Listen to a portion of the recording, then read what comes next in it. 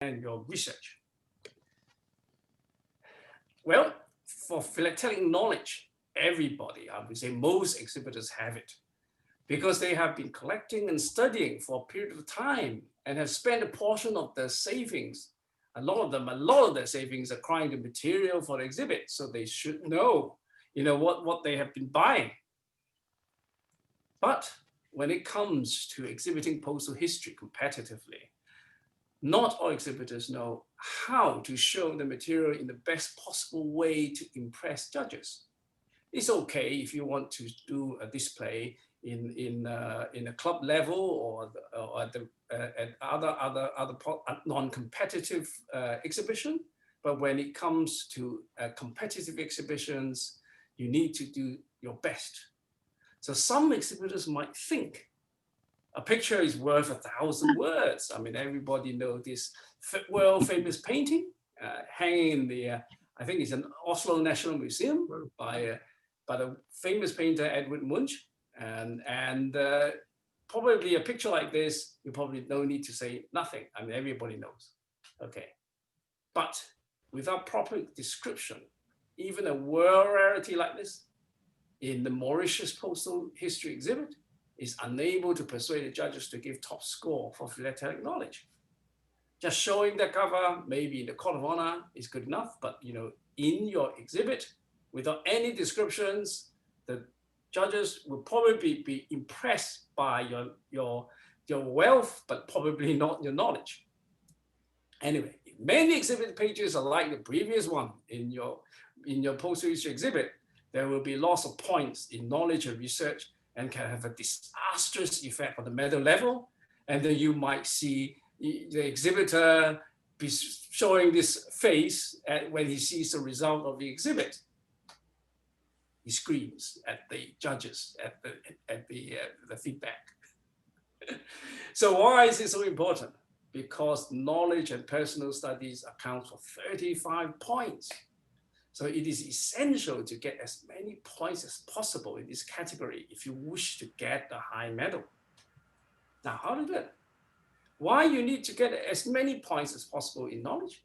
It's because, as you know, you've heard Henrik, in importance, sometimes there's nothing much you can do about it to gain 10 out of 10 points if your subject is not of a really huge importance. And it may not be the best. Therefore, you might only get 9 points or 8 points. It's often restricted by a subject. And treatment, of course, you heard it in Dan's seminar, that you have done your best, but still the judges think that it is still not that perfect, and they might be rather reluctant to give you 20 points out of 20 for treatment. And then, of course, rarity. And then, of course, Henrik says, you may not have all the rarities in the world. And especially the worst thing is the judges know that there are some rarities which are available, but you don't have it. And that you're stuck. You're not getting full marks for rarity. And then of condition, now that is of course, you might have to show less than perfect condition for some items, which are not really available in better condition, but unfortunately, not all judges know. And they say, for example, exhibits like the Indian exhibits, particularly about the military side, military exhibits of India, and there are a lot of the judges which are not, really very, very accustomed to that kind of thing. We say, oh, you see all these grotty covers, and they won't give full marks for that kind of stuff. And then presentation, you heard Chris have talked about presentation, and sometimes it's very difficult to achieve a perfect balance in all the frames. And then there are, in my experience, there are judges that actually seldom give 5 out of 5 points unless it is the best in the world. So you might be a little bit stuck with getting full marks for all these things. But therefore, it is easy to lose 1 point in each category. And then you're ending up with 95 points, which means you must get 35 out of 35 for knowledge and research. Now, but is it possible? Well, it is. It really is a matter of time or money.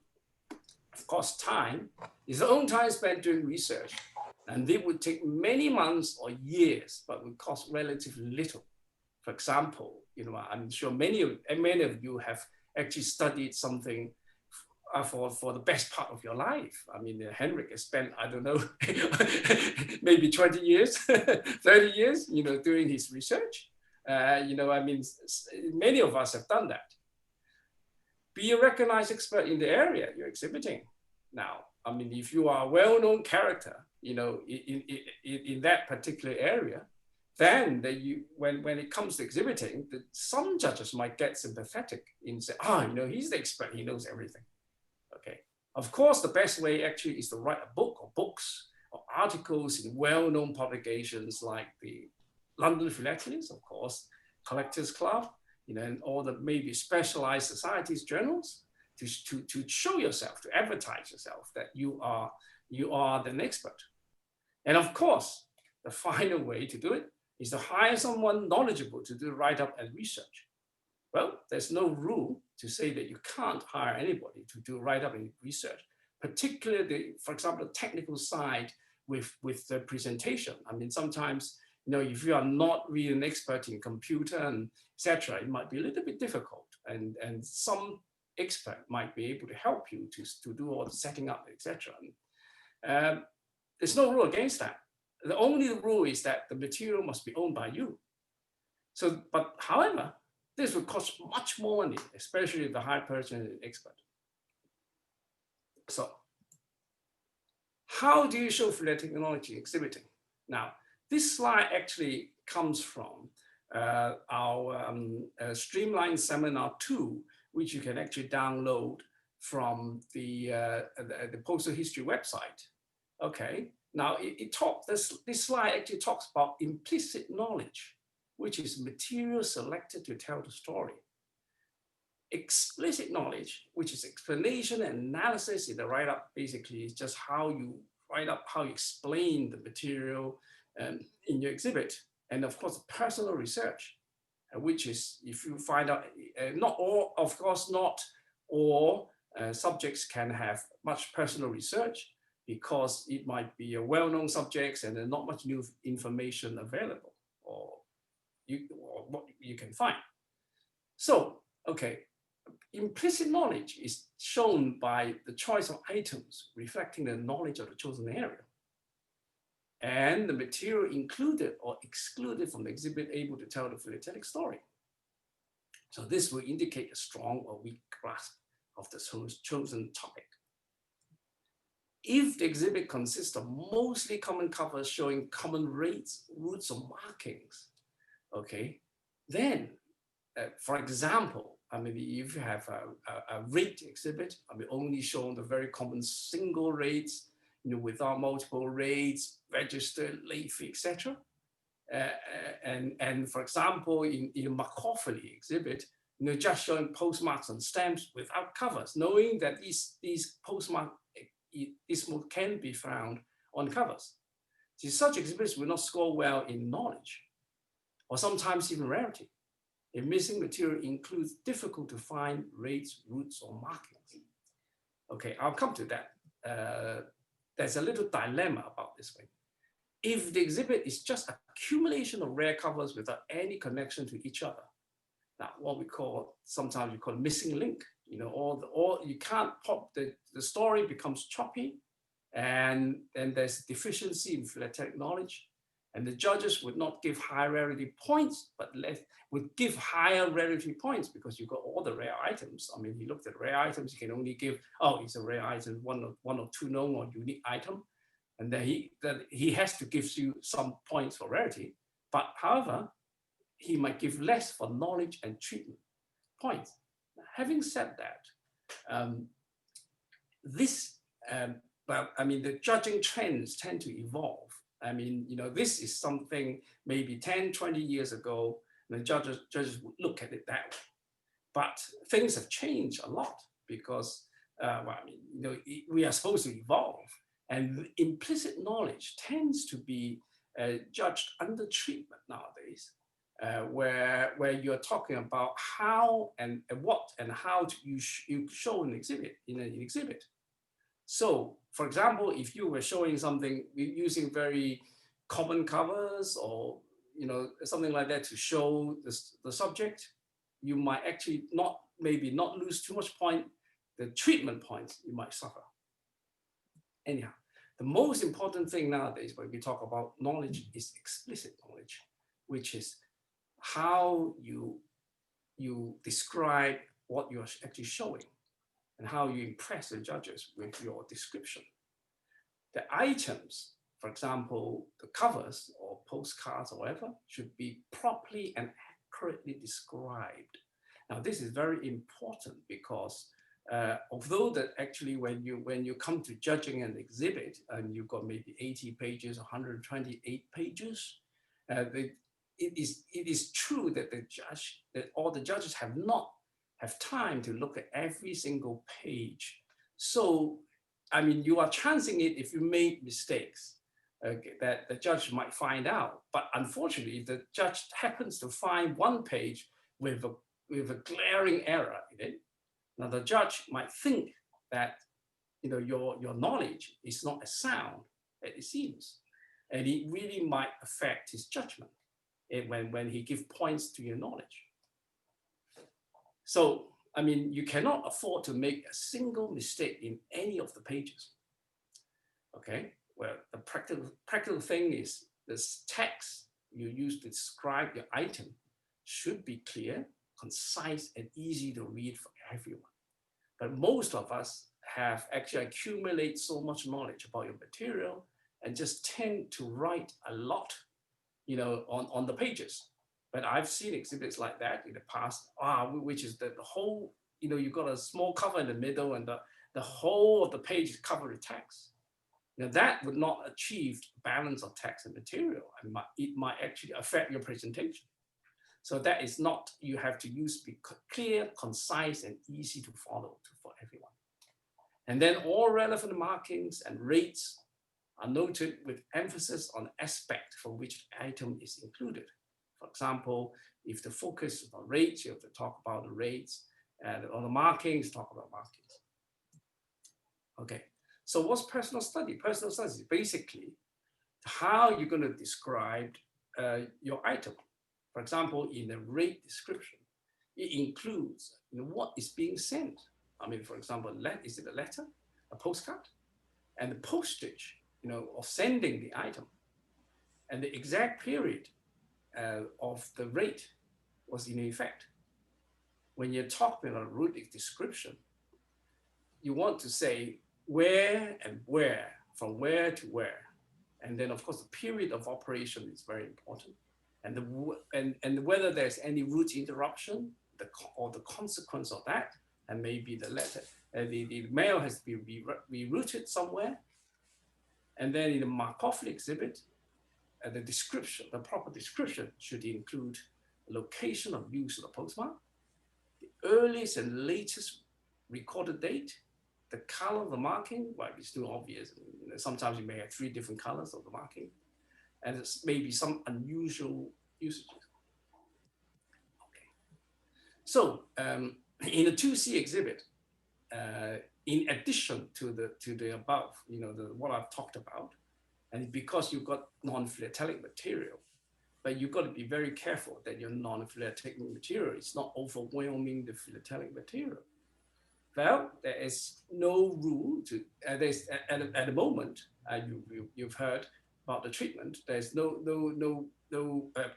haven't actually defined a proportion, what's the percentage of non-philatelic material in the 2C exhibit, but obviously you're not going to have 90% non-philatelic material, and then only about 10% of philatelic items. After all, it is a postal history exhibit. I mean, it's not an exhibit of newsletters or pictures or photographs or timetables.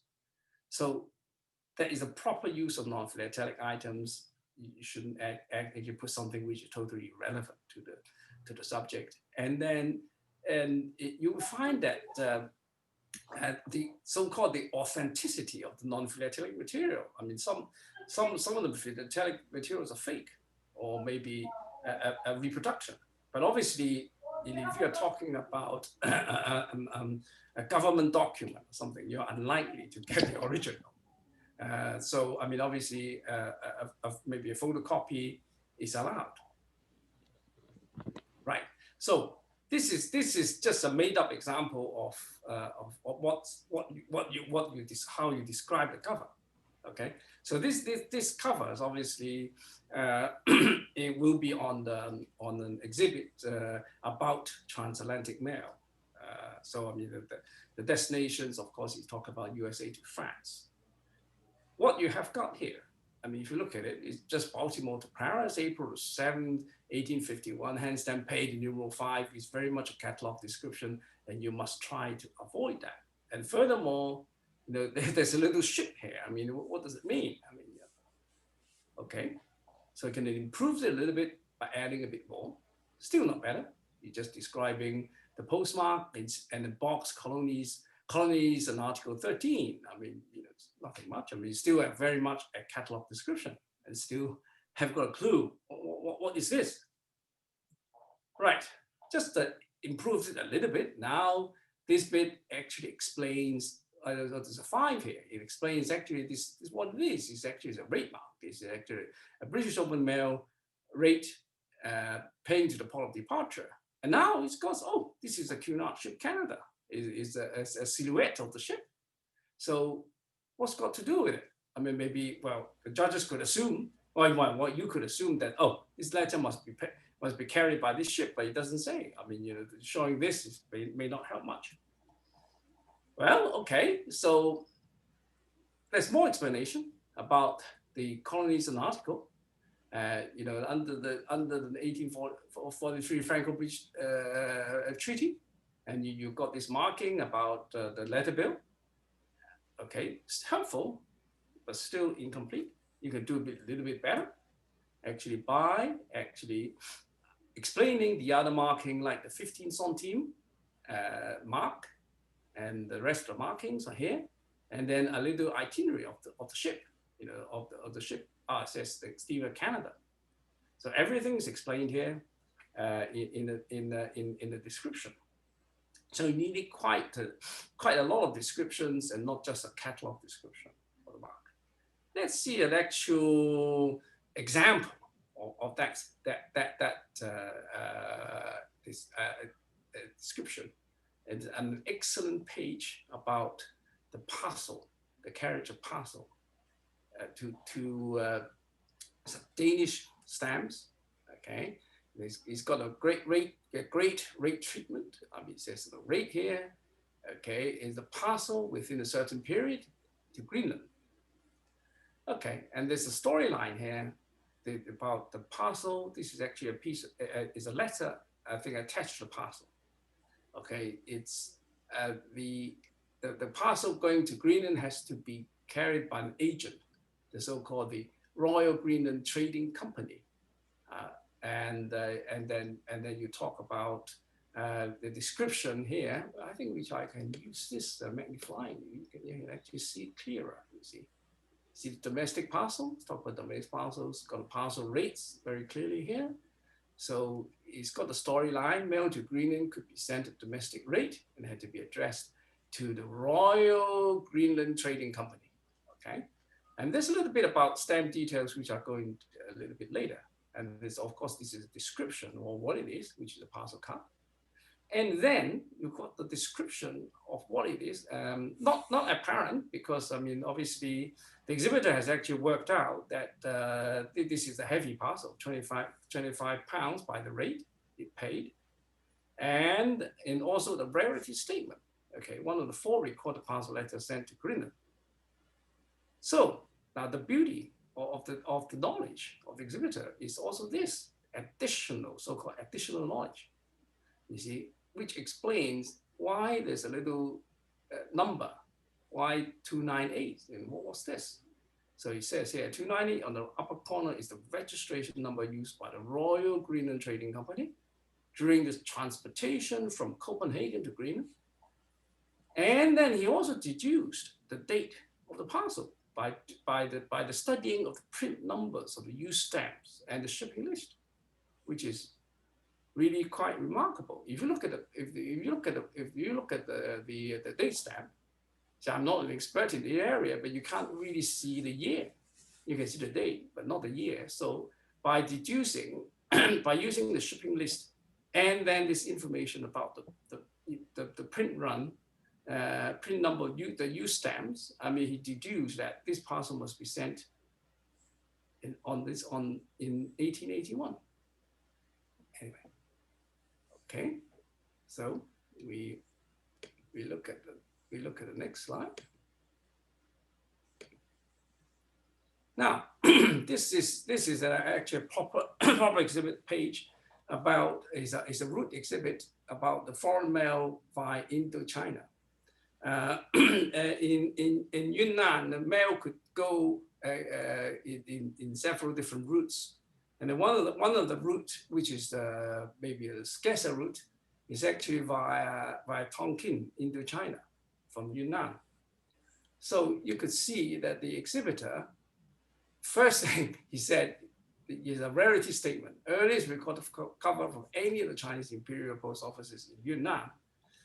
And then you've got a little personal research about, why, and from the previous studies, and they recorded so and so, and this is the earliest date known. And then he's got a description of this cover from Simao, which is a Chinese. This is actually the Chinese council, and the Chinese post office actually sent the letter across the border to Tonkin to be sent. So therefore, the stamp here it was cancelled by Lao Kai. Lao Kai is actually is a town in Tonkin, and then he has added a little photograph, a map to show the route, okay, which has the advantage of one, occupying the space. There's a balance between the text and the material shown. You probably could not show another cover because this is a pretty rare item, and then it's just a little map to explain how the letter went. Right. Okay. So the next slide is a Macaulay exhibit, and it's about a British post office in Hoi Hao. Now, Hoi Hao is a town in Hainan Island in southern China. It's quite a small post office, and this this postmark is actually the first CDS of the town.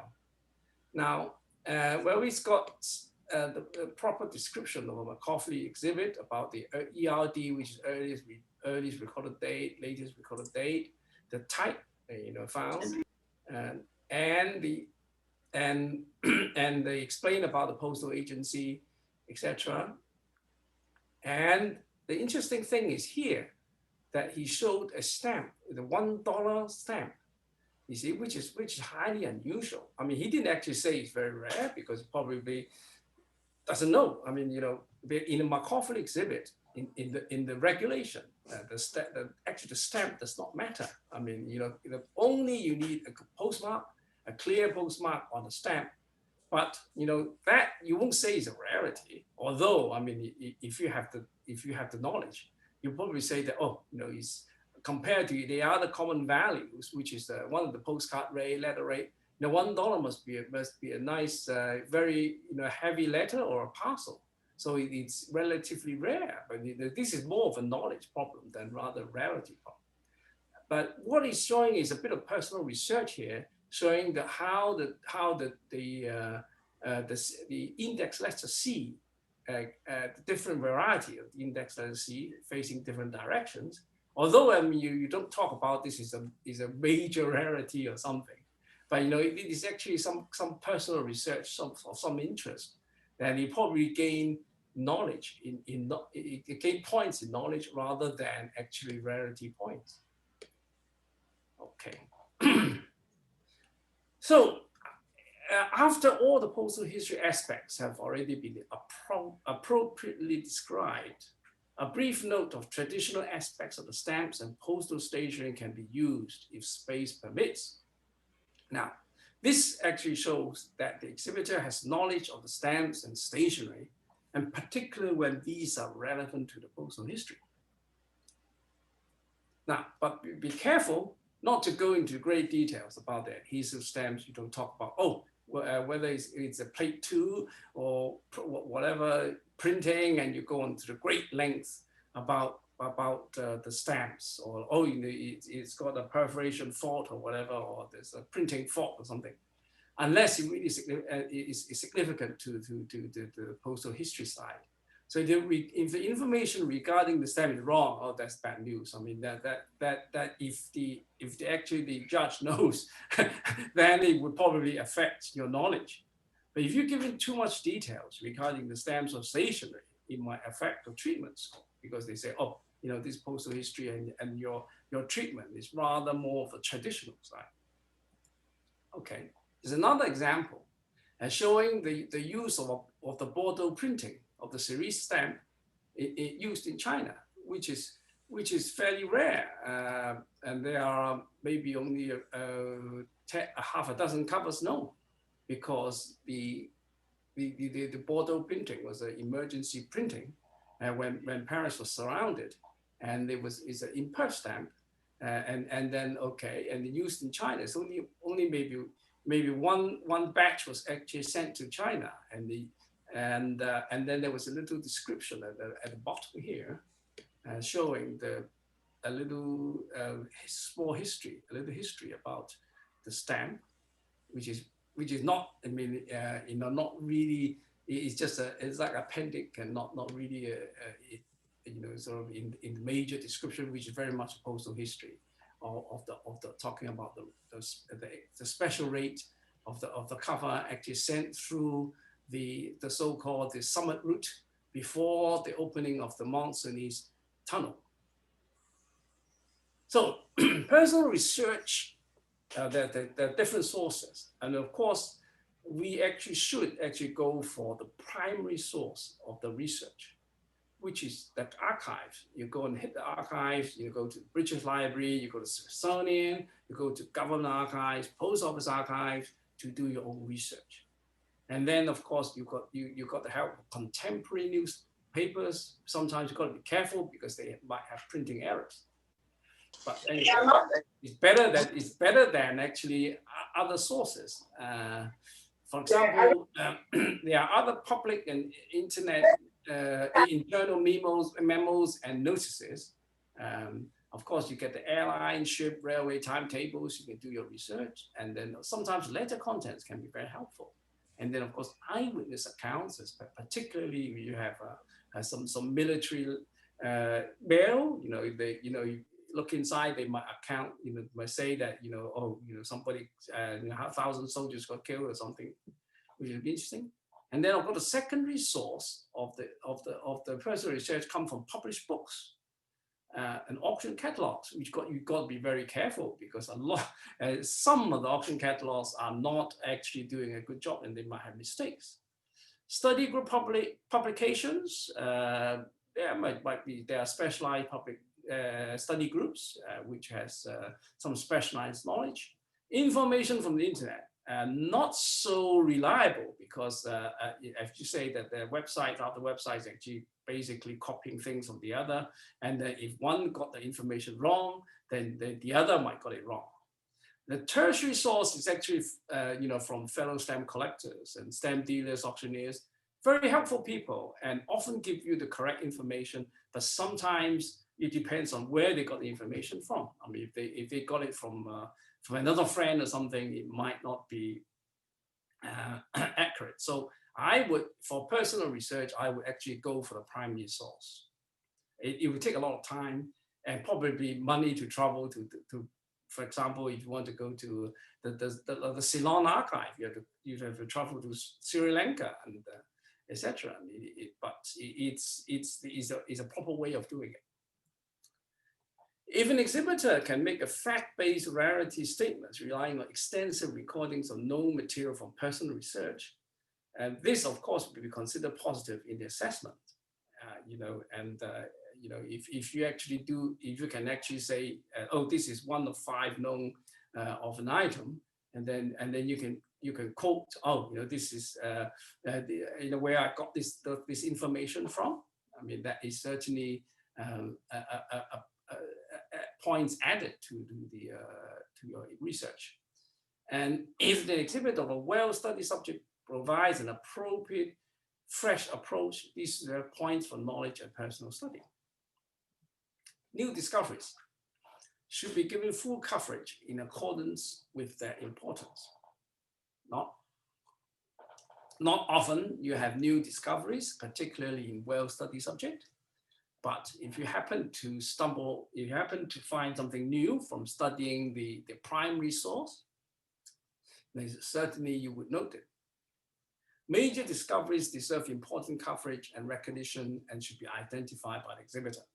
While minor discoveries should not overpower the main exhibit. You could mention it, but don't make a huge paragraph, talking about an inverted date in a postmark or something that is well, I mean, it's not a significant, not a rarity or something.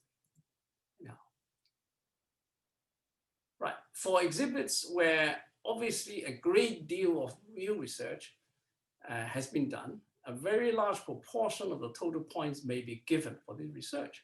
Now note that for knowledge and research, we give 35 points and there's no breakdown.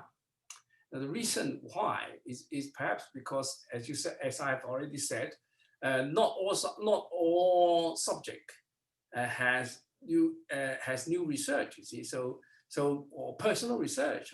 So I mean, you can't really say, oh, out of 35 points that you got say maybe 25 points for your philatelic knowledge and your personal study, and the rest for the personal research. There might be very little personal research there because everything is already known.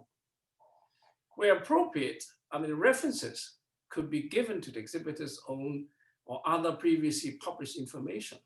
So references must be actually mentioned. Well, there are several places you could do that. So for example, mentioned in the text on the title page. If you have a title page, you can mention in the text, blah, blah, blah. And then place, or usually a lot of exhibitors actually put it on the list, usually at the end of the title page. Or on the relevant exhibit page, because you have a lot of research, a lot of references, you can actually put it on the individual page where it is relevant. Or mention in the synopsis, which is a very good place to do it. Well, we take a look at another example of Danish postal history. Now this one is about the rates, the pre-UPU rates, letters to Germany, about international mail, and the exhibitors have actually done a very good personal study of all the covers known during this short period of time, where you have the or instead of the skilling as the value. And then you can see that what he has done is all the recorded covers to Germany during this period. And this not only shows that he has done a personal research, he's also actually shown you rarities as well. I mean, you can see, for example, to Belgium, there's only one cover during this period. And it is shown on the particular page like this. So you can go to page 53 and you go and check it out. Now, let me just show you. Right, okay, you can see. For example, to Holland, there's only one recorded with a 20 oral rate. And to Switzerland, the Portugal, it's only one recorded during this period. And this, I would say, is part of the implicit knowledge by using, okay, I mean, pre-UPU letters to Germany, okay, well, they're quite a lot. It's 11 recorded. But he's managed actually to show something which is a combination cover of the skilling and the or. The skilling is postal stationery and the oral stamp paying the same 16 oral rate. I mean, that is, I would say, it's better to show this rather than probably the other 10 covers. And then, of course, you've got only record example of the skilling or combination. So this is actually implicit knowledge. Right. Okay. Okay, so this is just a fun item for personal research. I mean, it's never nobody actually. Always there's covers to airmail covers to small islands in the Caribbean, and then a lot of these covers have a horizontal crease, and then you know collectors normally just reject those covers and waiting for one which is perfect. But you find a few of them are always like that, and it's always in the same position. But why is that? Because and then suddenly when the whole batch of these covers, the official covers actually turn up, and then suddenly you realize why, because these actually are the so-called equivalent of a mailbag, because the letters from Guatemala to these small islands were very few. I mean, if you look at this item, it's 5 grams. There's only one cover, 8 grams another one, and 10 grams probably you got 3 covers. So I mean, with only 3 covers sent on that day, I mean, it's they probably won't bang it into a mailbag, and then just use the cover and send it. And then of course the best way to do it is to fold it up and put it in there and send it out there. So this is something a bit of fun. Anyway, now we talked about the synopsis earlier. So what was the synopsis? Now this is another document sent to the judges in addition to the mandatory title or introduction of front page. Now this is especially useful if the exhibit is not so well known. Usually about 1 or 2 pages, or up to some people send several pages with text and photos and highlights, etc., which may be a little bit too many, but still people are doing it. And then it has some use actually for listing important items which you don't want to cramp your title page with it. And then you also mentioned the time required to assemble the collection, or maybe you've been collecting the area for 20 years and 30 years, and then you start saying that you could say that in your synopsis page. And then you can mention the results of personal research. And then, of course, the references. I mean, you may have a lot more references that you have space for on the title page. And I think the most important part of the synopsis is really this point, which is changes since last exhibited. Unless this is your first time you exhibited, but really, I mean, I know that some judges have photographic memories that they remember every single exhibit, but not many judges actually could remember every single page. I mean, it's nice to have the exhibitors telling you what new things they've added, what changes they've made. But at this moment, the synopsis page, although it's very popular in Americas and probably in Europe as well, but it's not at the moment, it's not that compulsory at FIP STEM exhibitions at the moment. But by all means, I mean, if you have something like that, it would educate the judges. I mean, actually, it would actually show what knowledge you've got. It's like an advertisement, of how knowledgeable I am. So, for example, I'm not going to great details because this is really sort of like I think Dan has actually covered it in his treatment seminar. But you can see, for example, a title page like that, about the 1935 Kita earthquake. Well, I mean, it's a relatively little known subject. Okay, so I mean, the thing is, this is the proper title page. Okay, with objective and scope. I can see that. I think I can magnify that. Now he's got a little history. There's a map, and there's objective and scope, challenges, philatelic important items highlight very briefly. Even the exhibit plan is fairly brief because this is actually it's the title page of a 1-frame exhibit. Okay, and then he's got some bibliography. Okay, which is quite nice.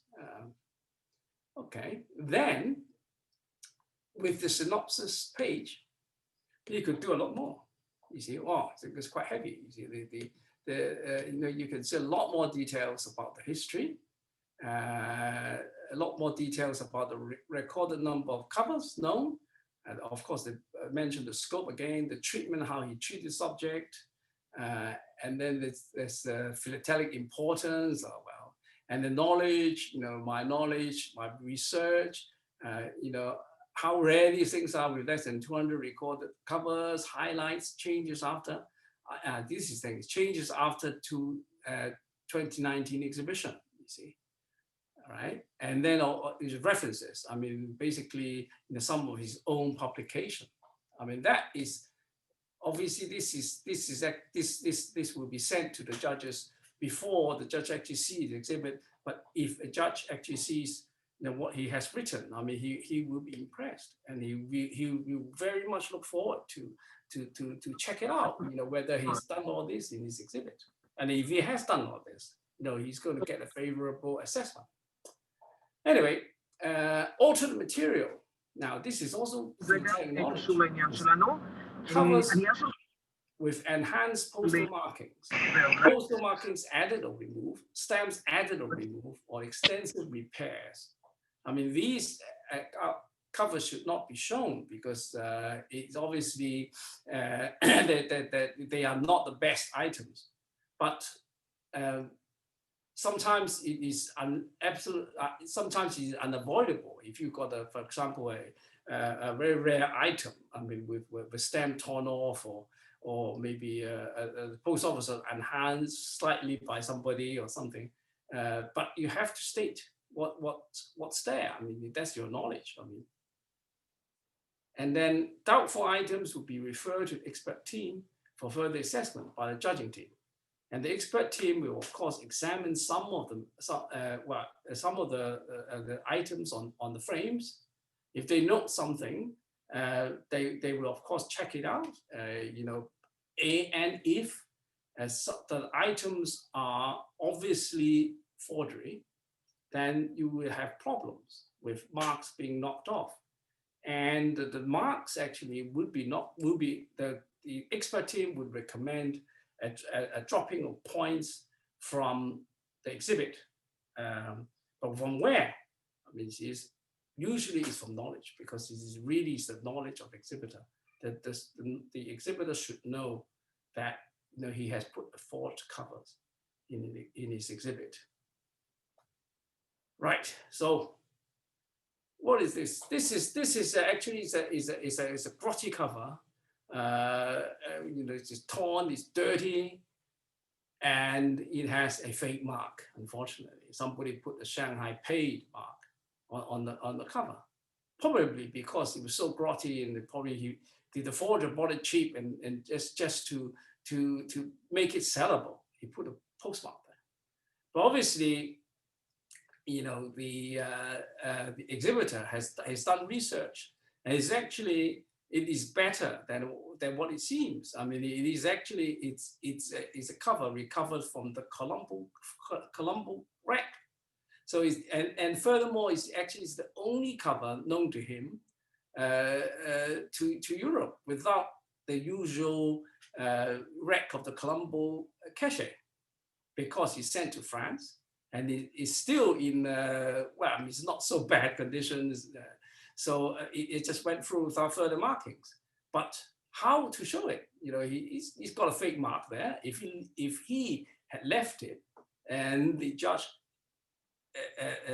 checked it, and they certainly will refer to the expert team and say, is this all right? Because if you look at it, it's certainly an unpaid letter, and a paid marking shouldn't really appear on it. So, I mean, showing it is unavoidable for example, in a crash and wreck mail exhibit, but you have to state, there's a fake marking in it. So obviously, you shouldn't chance rubbing it off, because with this kind of paper, it probably torn a hole in it.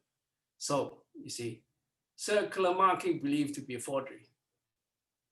Okay, so as this and stating the reason that it has not been prepaid, so it shouldn't have a paid mark there. Anyhow, okay. So, there you go. So I hope that is just a brief talk about knowledge and personal research. And the exhibited pages I've shown, I would like to thank the foreign people. I would like to thank Henrik. I would like to thank Kurt. I'd like to thank my friend Charles, Dan, and Neil for actually allowing me to show the pages in this talk. Well, thank you very much, and I hope that you like it, and I'm sure that you probably have a lot of comments and criticism about the seminar. So please fire away. Thank you very much.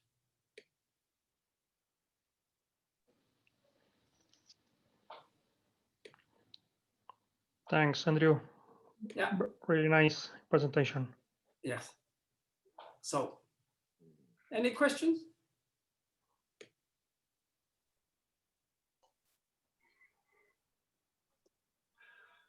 This is Robert Marion. I'd just like to say I found this talk extremely useful. It's probably one of the best talks I've heard on philatelic presentation for many a while. Thank you very much indeed. Thank you very much for your kindness.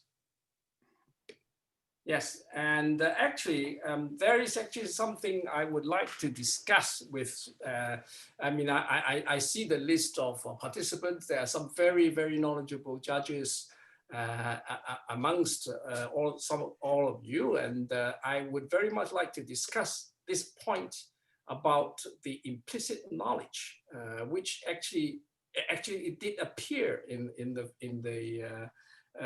our official actually judging seminar as one of the judging criteria. And then you heard originally I had a much fuller coverage of what's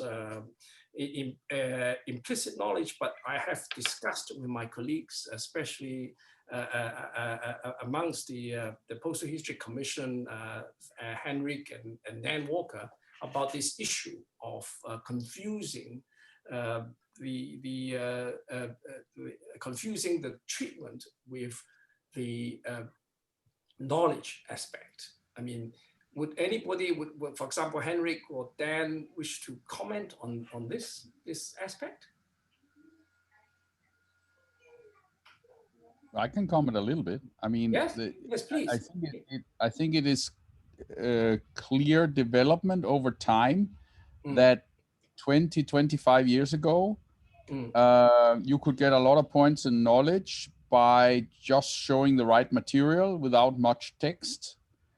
At least my observations when I have been involved in juries, both nationally and internationally, that doesn't seem to be the case anymore. So even though you have what you think is self-explanatory rarities and material, nowadays to get full points, you still need to describe the items. So the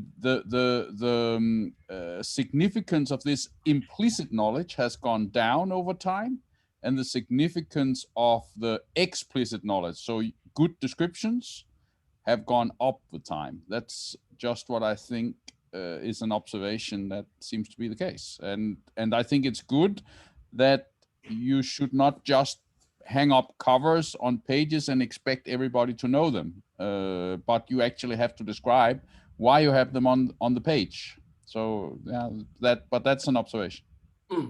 This is exactly what one of the questions from Winston Williams about. I mean, he says there's a crossover between the knowledge and research and other areas. That means presumably he means treatment of this aspect.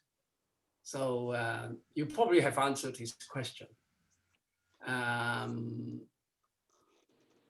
Yes, and Chris King mentioned the Royal Julian Chapman Fund gives grants to research travel. That's wonderful, because sometimes if you have to travel the Falklands, it probably costs you a lot of money and time as well. Anyway, I think we've actually given a grant to travel to the Falklands. yes. That was a great article. Yeah.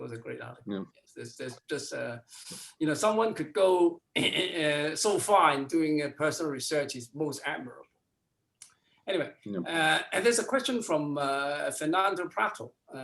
He says, regarding 2C class you talked about non-philatelic material, but how do you evaluate knowledge about the historic and social part?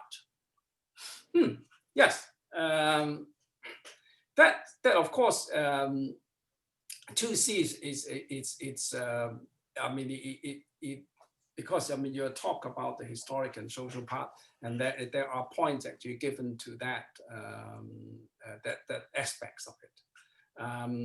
We just depends how, for example, how important your historic the social part of the things, and how you actually make use of all the non-philatelic material to talk about the story. Okay.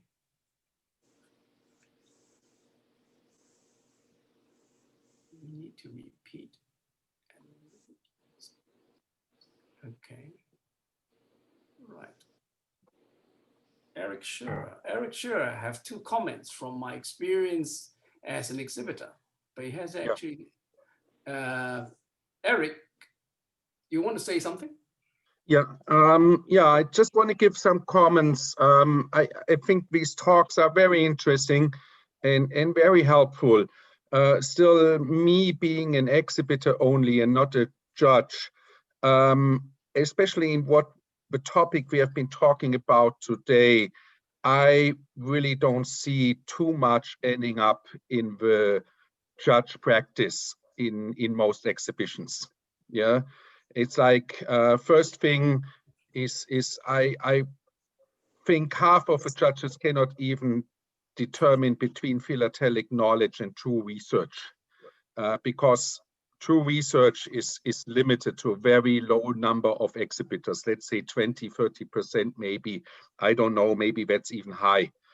I think it's like if I compare exotic themes and topics with non-exotic topics, I think this is the big thing where we have a determination. We have many very nice exhibits on very unexotic topics, and we have exhibits on very exotic topics. One thing is, for me, I have 2 FIP level exhibits, one on French India. There's a lot of publications available, and I basically just do a write-up. I just like read everything in French, in English, and I do a write-up, and I have an exhibit on reply cards. There's no literature at all, at least until this year when Jamie Scarf's book was published. There has never been comprehensive literature. And I always get the same points on knowledge, even though in one I don't have any knowledge and research. I'm just writing up, and the other one is like 15 years, 20 years of research. It's very strange. And I had that a couple of times, even at the same exhibitions with the same jurors, having this comparison of 2 exhibits, where one is really research and the other one is just write up. Okay. If I can comment, I'm on both sides, exhibitor as well as a judge, and I can follow a little bit Eric's comment regarding to judges sometimes, and it's a bit frustrating. We have all experienced that, but I always say to that point that show me your library, and I tell you what kind of a judge you are. No, it's you. Maybe you can laugh with it, but it's nothing to laugh about, because that's right. We have, and now I talk for Belgium. Yes, we have national judges that collect Ionian Islands, and they don't even have, let's say, everything existing on literature on Ionian Islands, and then they have to judge things about Ireland and Hamburg and Bremen and transatlantic mail and whatever and whatever. So I think that I understand Eric's point, what he is telling you, what he is telling us, that a lot of, or let's say a large percentage of the judges are not always good prepared, because they have lack of a very, wide, extensive library going from Aden to Zanzibar, everything Yeah. between it. Yeah? True, true.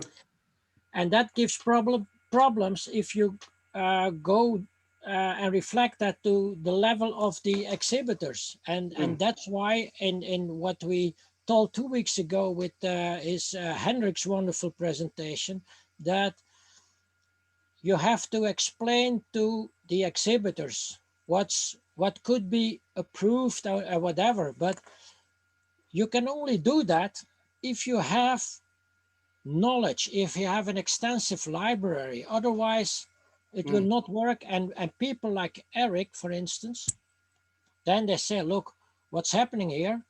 And they use, you know, the middle finger and they leave philately, and that should never happen. Yes, yes, yes. Well, what's actually going on is that you have a judging team, and the judging team consists of maybe 3 or 4 judges.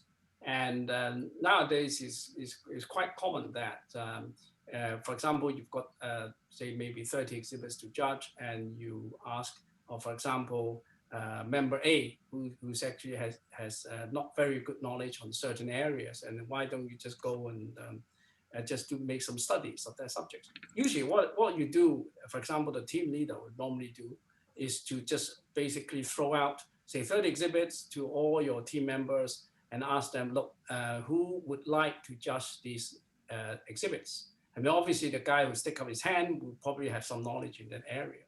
I mean, there is a far better way in some exhibits where usually the team leader has to be the leader, and he has to do everything and judge everything. And then if you have so for example, relatively I would say I won't say incompetent, but you know, so lesser knowledgeable team members, then they would just be totally mute and say, oh, you know what, you know,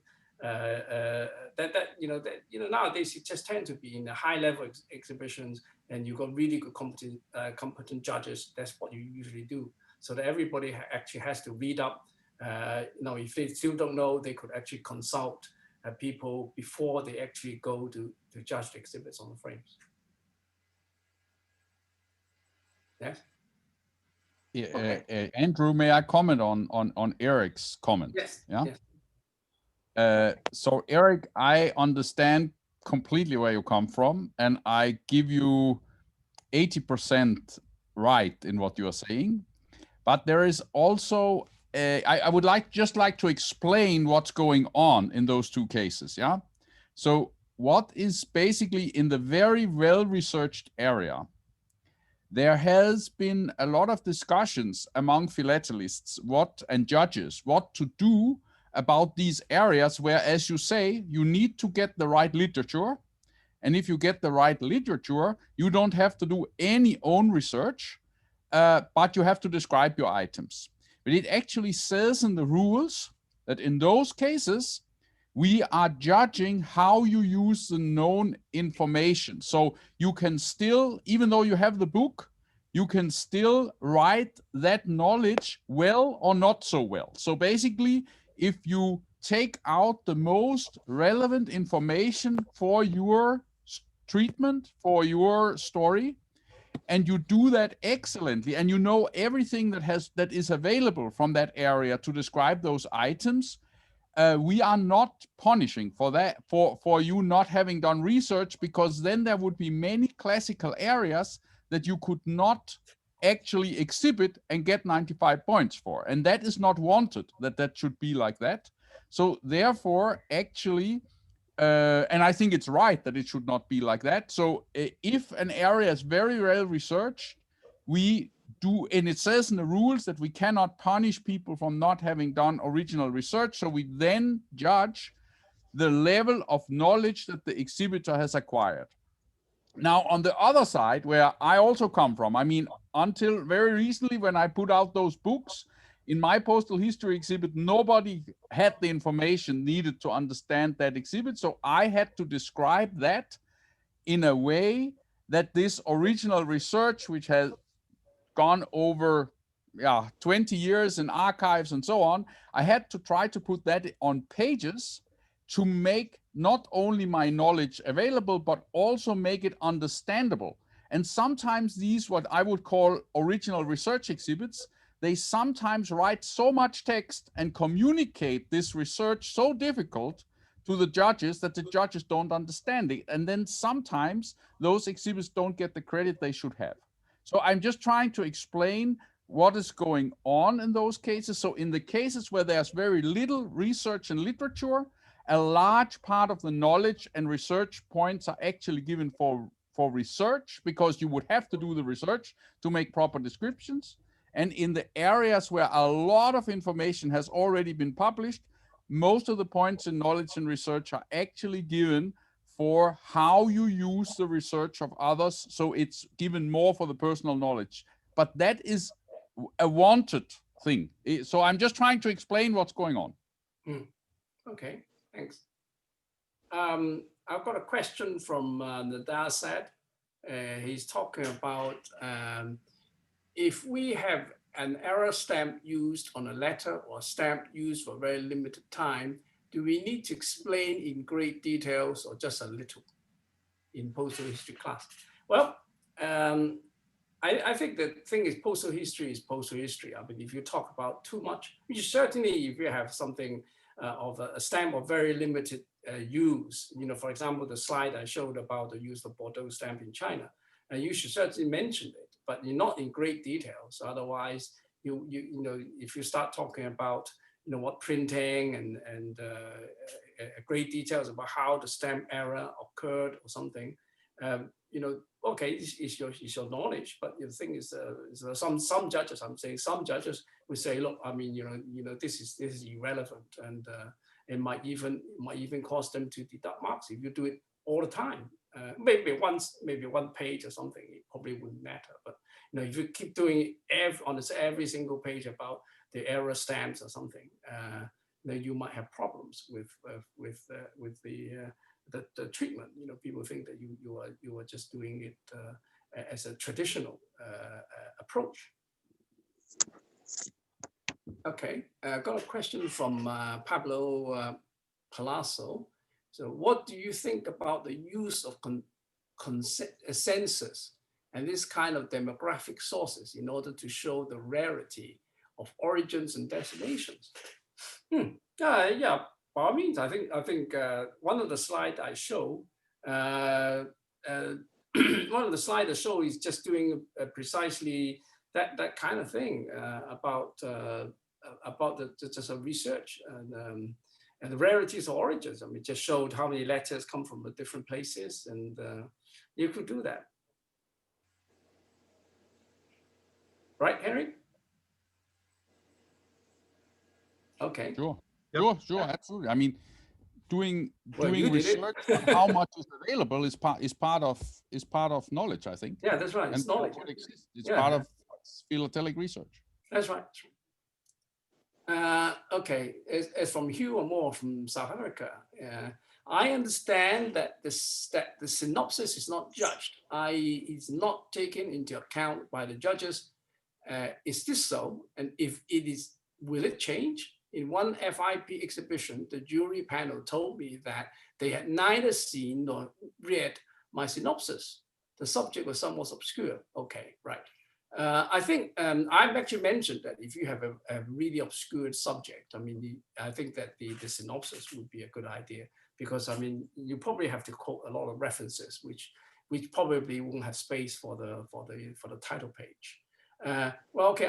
May I ask your questions? Actually, the one that they had neither seen, the jury panel has neither seen nor read my synopsis. I mean, you're at the mercy of the committee.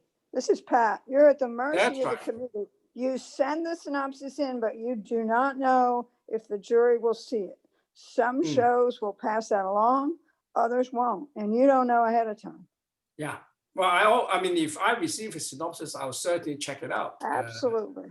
Yeah, but I mean, it doesn't apply to all judges. I mean, you know, some judges might just say, oh, you know, you've written a 5-page, 6-page synopsis, just to probably ignore it, or something, you know, or maybe that's another whole topic. Hello. They shouldn't be too long.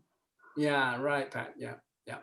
So, okay, it is not taken into account by the judges. Well, certainly some judges do. I mean, I always do. I mean, you know, I look at the synopsis because there's actually synopsis help judges to judge exhibit. I mean, and if you have written a very good synopsis like the one that I showed, I mean, it will really impress them about your knowledge and personal research. And obviously, you know, you've got the references as well that the judges could look up. I mean, I think it's very good. Well, I mean, I don't know why FIP hasn't adopted as a mandatory document, but you know that I would maybe the FIP board we want to comment. Dr. Prakop, would you like to comment? Why? Okay, maybe Dr. Prakop is not there, but I can think of one reason that. Okay, thank you, Andrew. Yeah. Sorry, I was muting on my mic. Sorry. I think that the FIP had not adopted it yet because not every exhibitors had done the synopsis. Many of us who had experience with the organizing committee, when the exhibitors sent in the application forms, not all of them even sent in the introduction page so that the OC can send to the jury. And I think I have seen less than 50% of the exhibitors who did send in the synopsis. And that I know that most of the OC, once they got this information from exhibitor, we send it all to the juries so that the jury can prepare themselves well beforehand. Thank you. Okay, thank you. Yeah.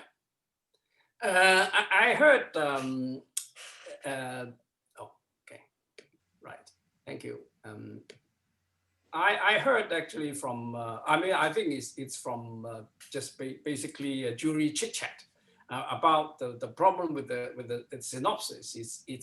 They think, some of them think that it's a little bit biased. I mean, because usually, you know, if you are a good writer, you know, or you are familiar with one of the official FIP languages, I mean, you could actually write a synopsis very well.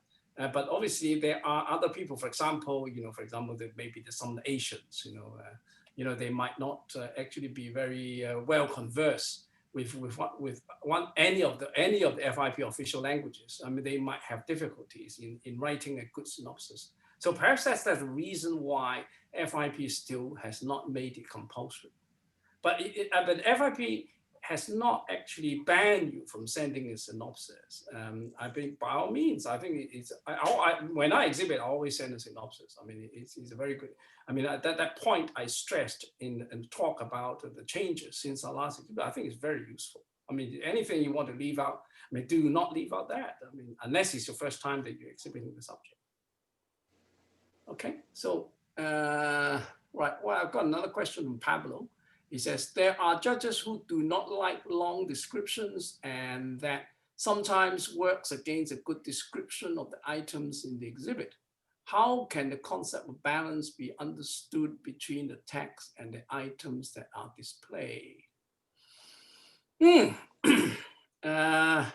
Well, what I mean by the balance is that, I mean, your description should be very like writing a book. I think it should be concise and precise. I think basically, and not like it is not like writing a sort of a book or something that you have to you worry about you know, so the context, the syntax and the grammar, etc. And I think just write concise, just be, you know, just write what is there is absolutely essential for the judges or the viewers to read, rather than say, you know, I acquired, you know, some people just say, oh, you know, this cover was sent by my grandmother, blah, blah, blah, blah, you know, and you know, there's a lot of stories about that, and I mean, would be sort of will be very interesting stories about how that item was acquired or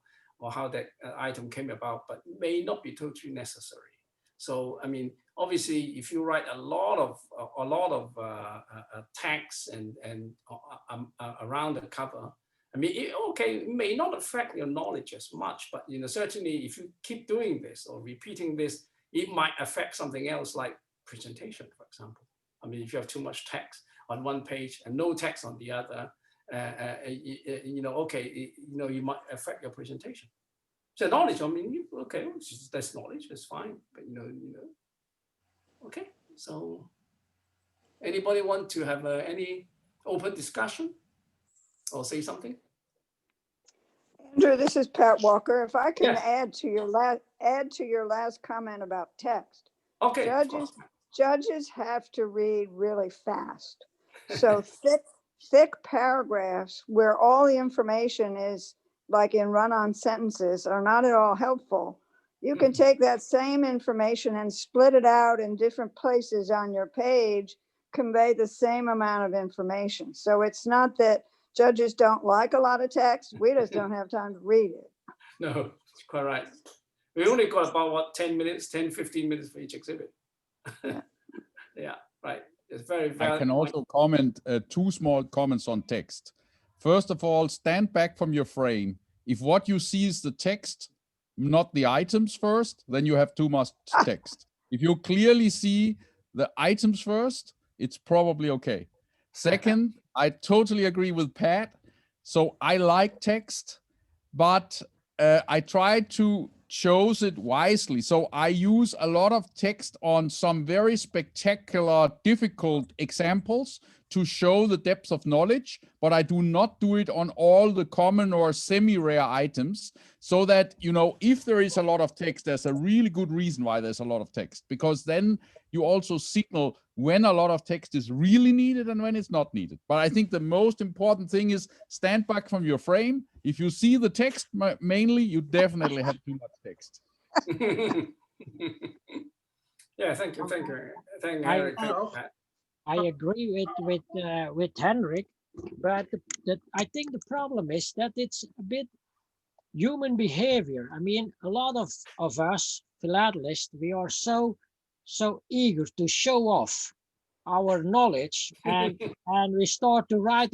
And in fact, we should better write a novel, 50 Grays in philately, that they're making a page for our exhibit. And I think somebody should study it in psychology, but I think it's very to human behavior. We like to show off.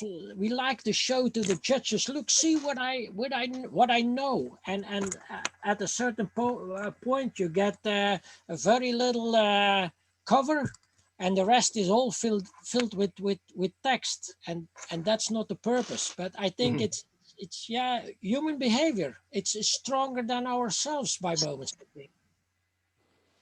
So Stan Chalice here in Guernsey. Yes. In a lot of exhibition halls, the lighting ain't great, and it's hard to read text below about 11 point. And I think a lot of exhibitors use far too much text that, particularly when material says on the top row of a frame, that is all but unreadable, certainly with my eyesight. And I do urge exhibitors to reduce the amount of text to what is really relevant. And I personally tend to use 14 point so that it be quickly read, and then judges and those who are looking at the exhibit can then move forward. True. If I can add. Yeah, go on. If I can add, also having a system is so good, so that each page you're receiving the information in the same way. So if you start on your title page or first page, and you're giving the rate, the route, the marking, and so that on page 2 you're not doing the marking, the rate, the route, so that as others have said, we've only got 10 minutes to go through an exhibit. If we're having to search for the information every time, that makes it very difficult. Yeah. And if I could just go back to, I know it was a while ago, but and I can't remember who, I guess it was Paul, talking about the judge's library. People would probably cringe at the size of my library because it's very small. I've moved a lot, and moving requires continents, so that I haven't been able to keep everything. But what I have been able to take advantage over the years is the American Philatelic Society library, and they will scan articles for me and send me books. And so when I was preparing for an exhibit when I lived in the US, or for judging, when I received the list of my first title pages and synopses, I would send off a request to the APS library, and within a week, I had a box full of books to work with. And I've also used my fellow judges when I haven't had, when I'm in an area where I'm not accustomed to. I ask them for their suggestions for references.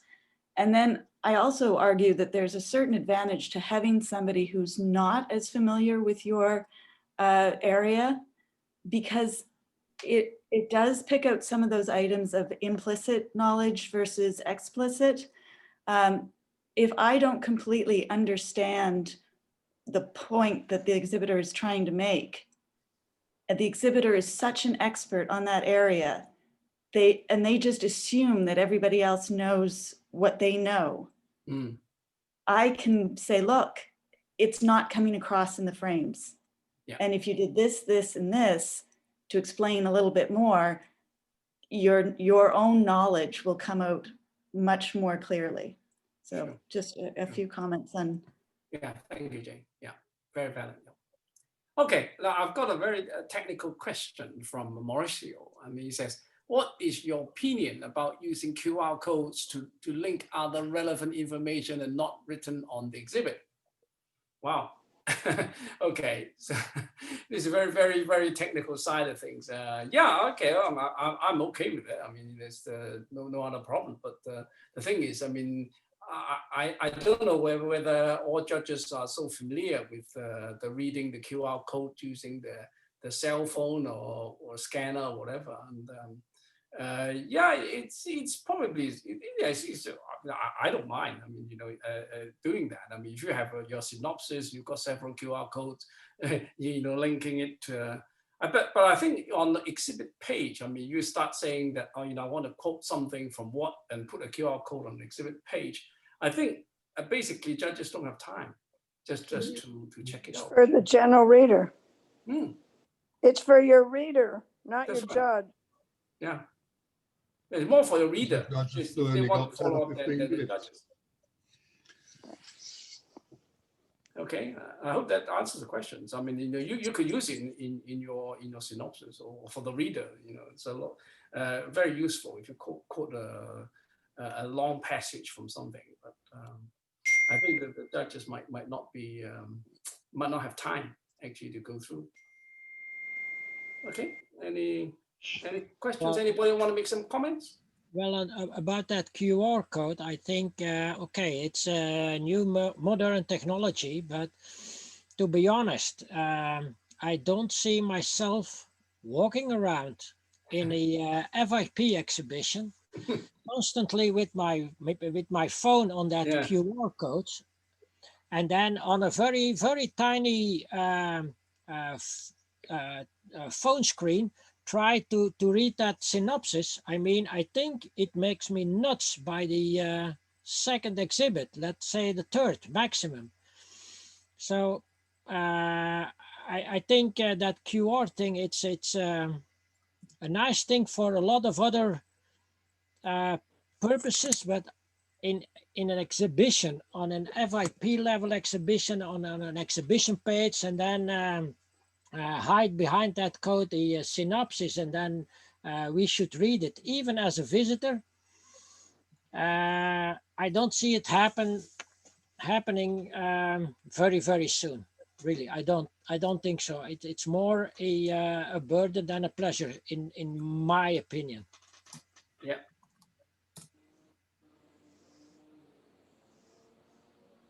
Okay. Yes. Anybody want to make any comments?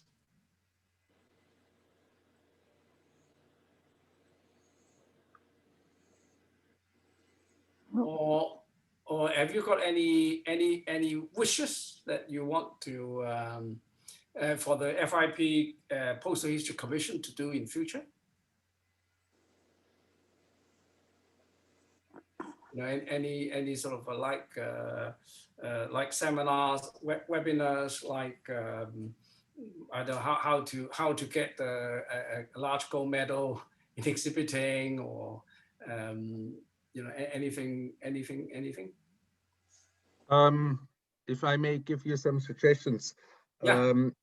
I think we are seeing several, let's call it trends in exhibiting, and I've been just recently going through some of the statements given by the APS on judging and topics, and one thing is how to deal with, let's say, crossover exhibits, yeah, which are like combination of traditional and postal history, or maybe postal history and postal stationery. It's something I find very interesting. Another topic which I'm very well concerned is I still find it very, very difficult in postal history to have a non-purely timeline-oriented treatment, because judges don't get it. Still, there are many topics where a more thematic or topic-oriented treatment is necessary also in postal history. And so there are certain topics I think that we are seeing now. I also think the QR code thing is something, and I do not agree with the comments, because these QR codes are things that if I'm a digital native and I make photos of QR codes, yeah, and I put them on my computer, and then I use them at home, and I don't look at them in an exhibit, of course, but I look at them at home, and for me it's perfectly natural if I walk through an exhibit and see a QR code and I like the exhibit, I just make photos. So there are certain things that I would say are actual developments, and I would think it would be nice to talk a little bit about those actual developments. Go on. Yeah, I see. Okay, right. The other thing the Postal History Commission is trying to do is actually try to promote, I mean, one of the aims actually is to promote 2C, Class 2C, which is the historic and social studies and special studies.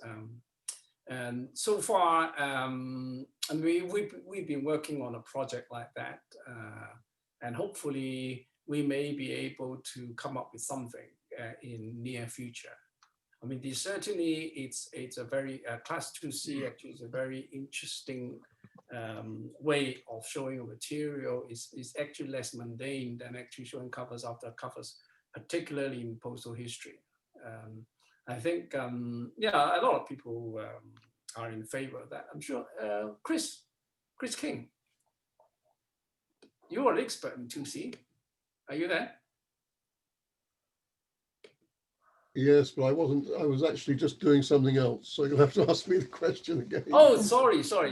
You know, we are talking about what the Postal History Commission can do in future, like have another series of webinars on another subjects, and one of the subjects is always in our minds 2C. The development of 2C would be interesting. It's quite a long time since there was a series of seminars and presentations around 2C when Kurt Kimmel was the had just recently introduced 2C. Malcolm Groom did one, Kurt did one, I think I did one, and I think it would be useful to come at it again as a kind of refresher. Yeah, I think so. I certainly like to learn. It is a very interesting way of, I say, a new look at postal history. So yeah, we bear that in mind, and we'll talk about it in our bureau meeting next time. Exhibits are limited. Is there a comment? New exhibitors find it very difficult to qualify from a large country like India, as number of exhibits are limited for every country and qualifying level is large for mu. So I suppose that's a comment rather than something for me to answer. Oh, okay. This one from Sultan of Hungary. Actually, this question, it says this question goes to FIP. So this seminar was wonderful. I really enjoyed all of them, and I was very useful. My question is whether a similar series of seminars has been planned on the topic of traditional philately. So that's for Dr. Prokop to answer. Has the traditional philately done? Oh, maybe Pat could do that. No, we haven't. If that's your question. Okay. As far as I know, the Postal History Commission had something to start from in terms of the set of seminars. I forget what they were called. They were on the website. As far as I know, the Traditional Commission has never had that set of seminars to start from. And we haven't started from scratch. Sorry. Okay. Right. Has any other commission? I think the Postal Stationery Commission is fairly active. It's a special group, and I often see them on Facebook. I just wonder actually whether they have actually FIP sponsored lectures like ours. Dr. Prokop? Yes, Andrew. Actually, FIP offers all the commissions to use the Zoom facility to host a seminar like this. But again, it depends on the each of the commissions, whether they are ready to do it. And like Pat said, for traditional philately commission, they have some seminar in stock, but it is the like introduction, if I remember correctly. It's an introduction. It has those like an introduction to the traditional philately, how the jury is judging it, those criteria, but not in details like this postal history seminar. Also, the postal stationery seminar. If you are interested, they are posting on the Facebook when they are going to have each of the seminars. If you are interested, you may join them in some of those seminars, and you can also write to the commission directly if you are interested in certain commissions, whether they are conducting this kind of seminar or not. Thank you. Okay. Now I know this question will come sooner or later, but now it's there. From another side, he's asking what's the difference between the postal history class and aerophilately class? Because both of them, you can actually show maps, rates, and flights. Yes, that's a very, very interesting question. Because the aerophilately class was sort of inaugurated many years ago, because in aerophilately, you have the stamps, the traditional side of like you can show stamps, essays, and proofs, in addition to the first flights, which are most of them are purely philatelic. Now, in postal history, unfortunately, if you show something philatelic, I mean, you might have a problem because the postal history judges don't like philatelic items, and then of course, if you start showing mint stamps and errors and essays, I mean, you certainly would be penalized. Even sometimes, if you see an exhibit like that, you probably transfer it to aerophilately. But now, actually, to my knowledge, the aerophilately Commission has divided the aerophilately into two subclasses. One is actually like a bit like traditional, with the study of ML stamps, and so the approach is purely traditional. But of course, the covers you use is the emphasis of the description is more the usage of the ML stamps. And then of course the other is the so-called the classic the aerophilately approach about the first flights and the rate and routes and things like that. But I think it's basically it's a treatment problem. I mean, I have actually judged a lot of exhibits, which okay, they say the MLs of a certain country X or something, but really it's all about mail carried in the sky. So I mean, really that is postal history. I mean, it's supposed to be mail carried by ships, mail carried by land, but mail carried in the sky. So why not? I mean, it just depends on your treatment. I mean, if you talk about a lot about the ML rates, you know, the ML routes, etc. I mean, you could actually enter it into postal history class, even if the title like you know, MLs of country. Okay. Anybody want to make any comments?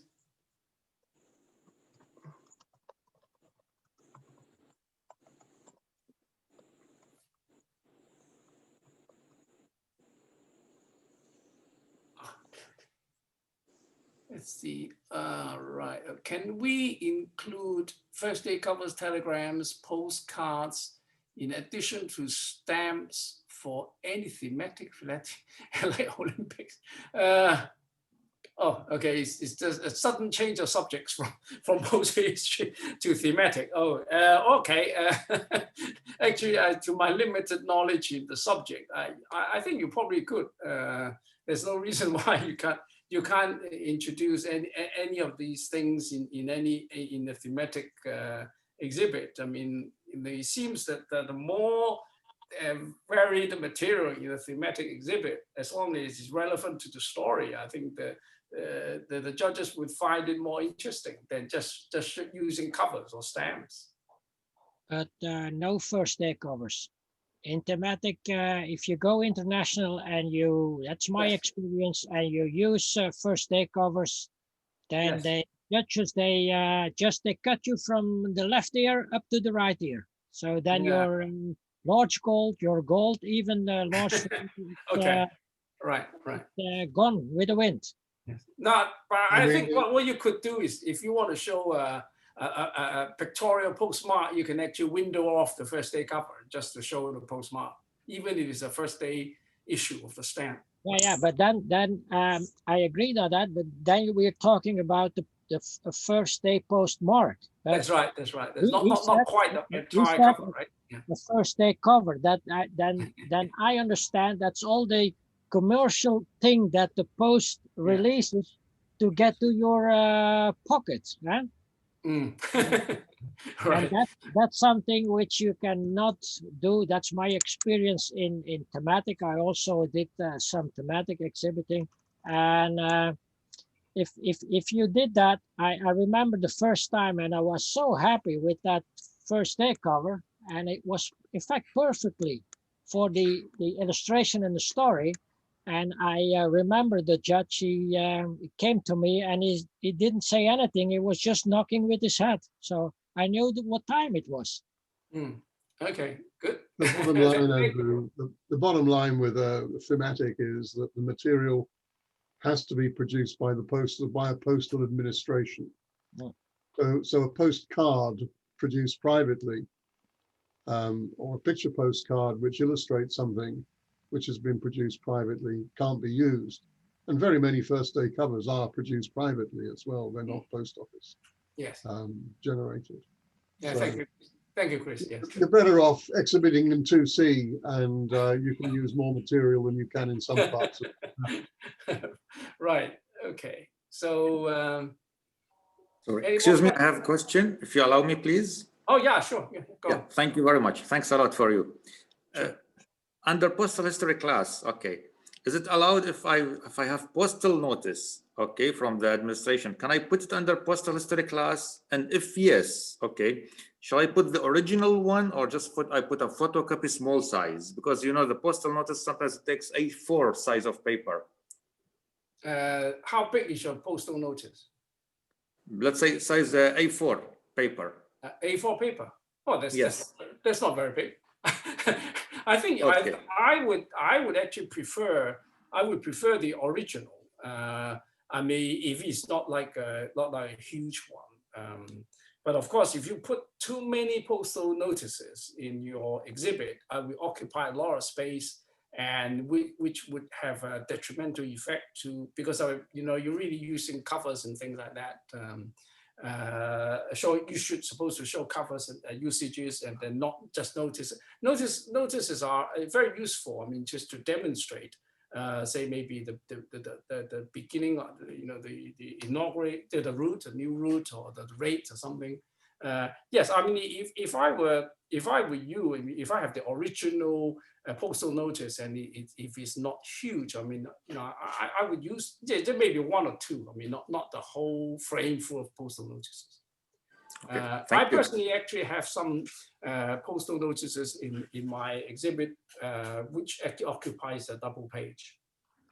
But the commissioner hate my guts because there's a vertical double page, because it's the standards like a British postal notice, which is very long. It's more than like a double A4 page, but it's very interesting just to show a particular rate or particular route or a postal event. Yeah, well, maybe one or two, doesn't matter. But if you have too many, it will be unbalancing your whole exhibit. Thank you.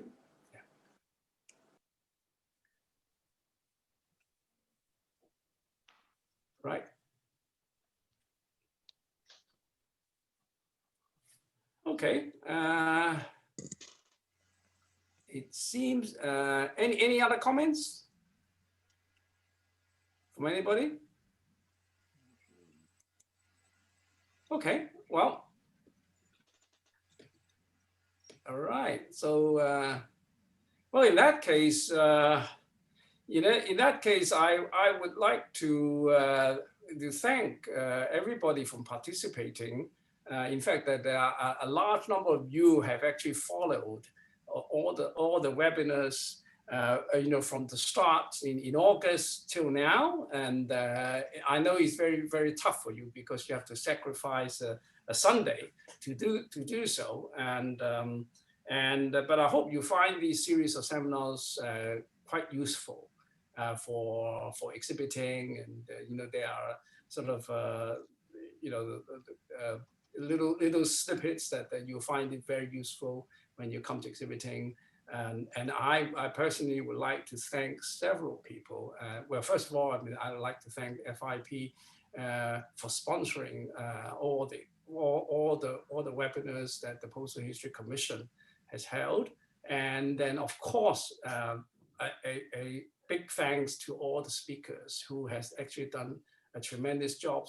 In fact, see, all the seminars that these wonderful guys have done are new. I mean, they have to do some work and made it up, and it's not just copy and paste from an old seminar that we had before. So it's the most admirable job, and I dearly thank them very, very much for doing so. And then, of course, I have to thank Kelly. I mean, Kelly has sacrificed all her Sundays, 5 Sundays, for actually bearing with us and do the recording. And of course, Dr. Prokop is always there, giving wonderful comments, etc. So anyway, and all the participants, really, it's just, I think it's just wonderful to see all of you. And thank you very much. And we will certainly will come back again in the near future with another series of seminars, and maybe in the distant future with a rerun of the seminars. But yeah, who knows? I mean, it's I think the Postal History Commission it consists of fairly sort of active bunch of guys, and I hope you like it. And oh, by the way, in all the seminars, you can find the seminars on YouTube, and if you wish to see any of them again, please do go on YouTube and check them out. Okay. So I have a question, please. Yes. So I have a question to Dr. Prakop, please. Yes. Yes, please, Dr. Prakop. Is these seminars, it can be counted to apply for apprentice jury, let's say? Oh, okay. So far, it's not approved by the FIP board for the qualifying seminars for apprenticeship yet, because for qualifying seminars, once the commissions ask the FIP board to approve that, then we will make the announcement so that all those people who are interested in taking the apprenticeship can attend it. So, but this one, unfortunately, it was not asked for the qualification or qualifying for the apprenticeship. Okay, thank you, thank you. Can I say something, Andrew, please? Oh, of course, Chris. Yes, go on. Go ahead. Just to say thank you, Andrew. Of course, thanks to all the participants, and thanks very much to Kelly and to Prakop. But thank you very much for certainly inviting me and for making this happen. So great job. Look forward to the next series. Thank you. Yes, we certainly invite you as a speaker for 2C, Chris. and your dear half, better half. She's gone away. She's sorting out material now. She's got a desk clear. Okay, so well, okay, so yes, I think it is getting a bit late in Asia now, but I hope you have a nice afternoon, or in the US and in the Europe, and well, I say have a nice day to you, and I'm so glad to see you all and be involved in this project. Thank you very much, and see you very soon.